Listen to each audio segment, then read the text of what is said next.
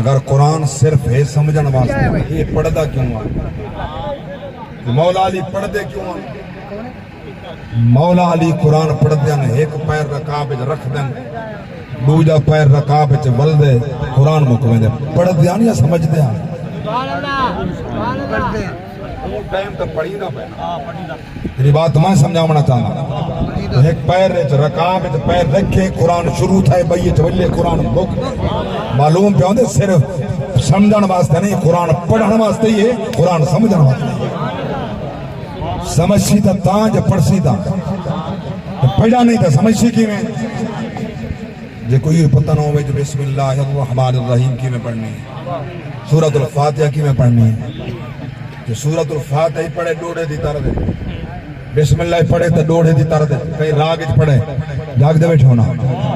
والوں دا قرآن